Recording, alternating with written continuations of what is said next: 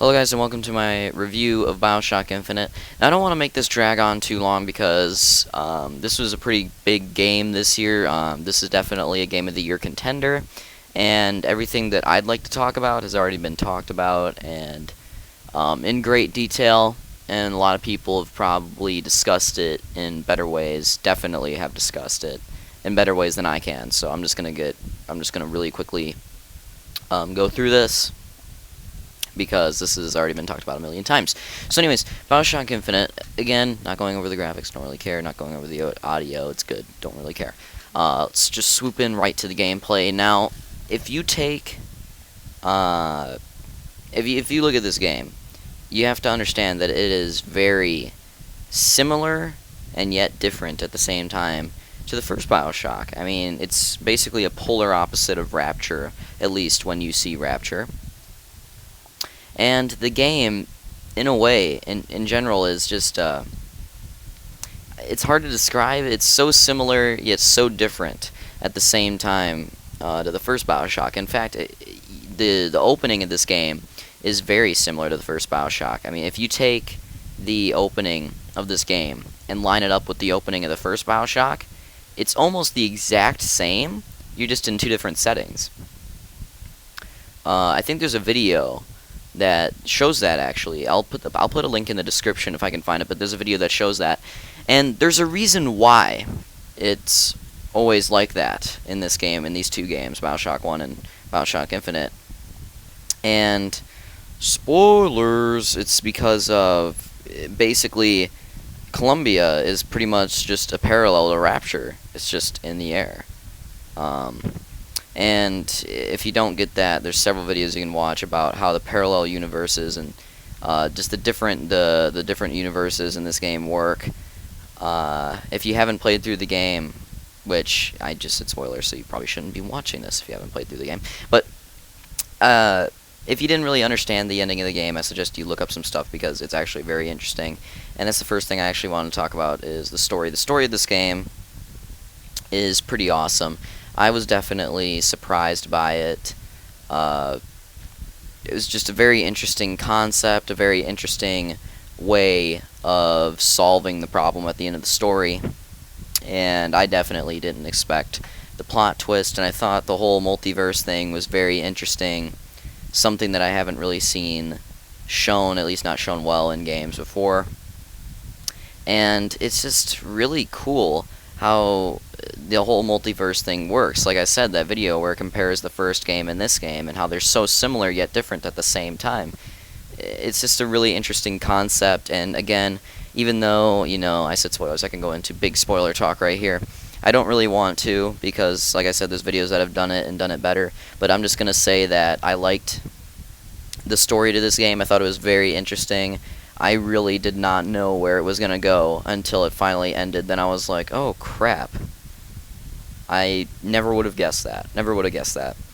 And there's just a lot of things in there where they're blatantly telling you something. Like, what you have to do is, after you beat this game, you have to play through it again, and you have to do what I did. You have to get all the voxophones and listen to them, especially the ones with Comstock. It's very interesting listening to the voxophones.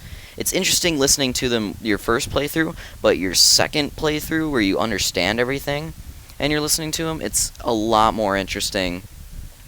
And it just shows you how much effort they put into writing the game.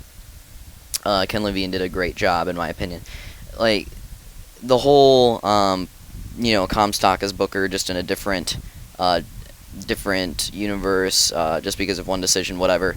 The whole that is very interesting, and I love how after you beat the game and you listen to Comstock's things, you can really notice that in a way.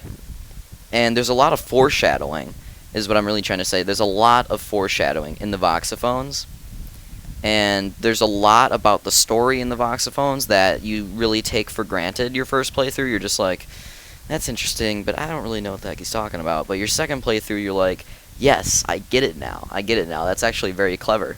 And there's a lot of clever things in this game. And I really like the voxophones and the story, the whole way it plays out. Once you start, I thought it was a crazy turn once you started going through the different dimensions.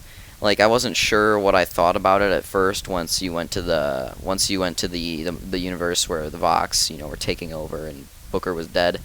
Uh, I thought I wasn't really sure how I felt about it, but once I played through it, I thought, you know what, that is very interesting how quick of a turn it took, and I thought I kind of liked where we originally were, but I guess we couldn't advance the story if we were still in that universe. So I like how you had to hop from one to the other, and how things weren't the same, how things changed just from slight different decisions, just from slight variables, how much things changed. That's why at first I wasn't really sure how I thought about it, but after thinking about it, I thought, wow, that's actually really cool.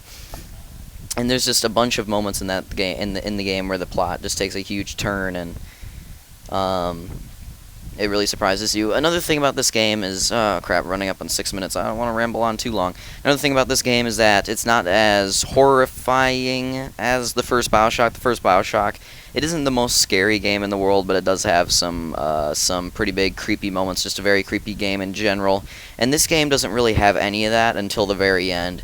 There are some enemies, some areas that might scare you, that are really creepy, and this game's a lot more.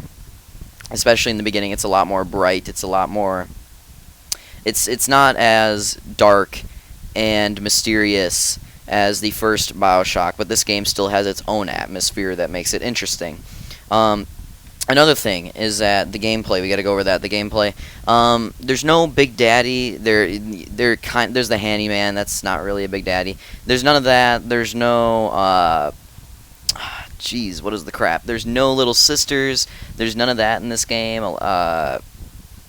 So that takes out the Big Daddy fights. Like I said, you have the handyman, but instead of the Big Daddy, why did I say but? Instead of the Big Daddy, there's different kinds of boss type enemies. There's the handyman, and there's the sirens and whatever, and there's the Lady Comstock. Holy crap, I haven't played through 1999 mode yet just because of that. I feel like I'm just going to get owned there. I already had enough trouble on the hard mode. But the combat, some people found it a little more tedious in this game. I thought the tears that you can do with Elizabeth, I really liked Elizabeth in this game. I thought she was an interesting character. It was really cool how she followed you around the whole time, and I love how it's not an escort mission, how immediately it just says Elizabeth can fend for herself, don't worry about her. I'm like, yes. And the whole tear thing just made the gameplay, made it a lot different, because they already had the plasmids in the other two games. They have them in this game too. There's not as many, I don't think, and there's not and the weapons, you can only hold 2 weapons at a time, so there's pretty core gameplay changes. Another thing is that you can't really inject yourself. Like you can't inject yourself with the Eve like you could in the first Bioshock. You just gotta go and collect salts. So there's no stacking of that. There's no stacking of health packs. All those things combined just make this game very difficult compared to the first Bioshock. And that I found, and the tears as well. That made it a little. The tears made it a little bit easier on you. You had all those changes, like not only be able to hold 2 weapons at a time and all that crap, but then you get the tears, and that kind of evens it out, because the tears are really handy, but it's still a lot harder than the first game, in my opinion. And the gameplay, some people thought it got tedious, but I liked the combat. I thought it was really fun. I can see how a Clash in the Clouds DLC thing, I can see how that can get tedious. I can definitely see that, which I won't be reviewing that. However, I definitely will be reviewing Burial at Sea, because I didn't get the Season Pass. I don't know if you can get it anymore. If you can, I will, because it's the same price as just getting the 2 Burial at Sea parts, so you might as well get it, just, because why not get Clash of Clouds? But if I cannot get the Season Pass anymore, then I'm just going to get the 2 Burial at Seas. I could really give less of a crap about Clash in the Clouds. So, that was a lot of talk. I like the gameplay in this game. I really like the story. And I like the different dynamics of the game, such as Elizabeth and the Tears. They need to bring something new, and they did. They brought new enemies. They did a lot of new stuff in this game, even though it's kind of just a parallel thing with the first game, if you get what I'm saying, in a way. But overall, very good game. I loved the story. I loved the gameplay. Just in general, I love the visuals. The visuals were great. Columbia was awesome. Rapture was very atmospheric, but I really like Columbia. I like the skylines, all that stuff. Just overall, a very fun game. Although I do think some of the choices they had in the game, I get it was for the story, but I thought it was kind of funny how some of the choices they had were kind of pointless. They didn't really affect you too much, and I get why that is. It has to do with the story, whatever. But um, yeah, just in general, really good game, really solid. This is less than my Far Cry 3 review. I could totally go way in depth here, but I don't really want to. Like I said, people have already covered this in greater detail than I can, and they've done it better, so I just gave my 2 cents. I think it's a pretty good game, and if I had to give it a rating, that's very difficult. I find it to be such a good game, and I think about games that I've reviewed very highly, and where this one places, just because of the story, how good the story is, and just in general how solid of a game it is, I think I would give this one a 9.8. I think I would give it a 9.8. There are some things, no game is perfect. There are some reasons why I wouldn't give it a 10. I mean, freaking what IGN gave GTA 4 a 10? No, I'd give that way less than that. This game deserves a 10 more than that. But again, there's no perfect game, and that's why I didn't give this a 10. I think a 9.8 is about as far as I should go, because there were some things that were not great. The combat was a little clunky at times. I liked it, but it was a little clunky at times. It's just not overall. It's not a perfect game, but it's really, really good. I definitely suggest you go out and buy it. And this thing's really dragging on, just like the Far Cry 3 thing. So I don't want to talk too much longer. All I really gotta say, guys, is thank you for listening. And my score is 9.8 for Bioshock Infinite.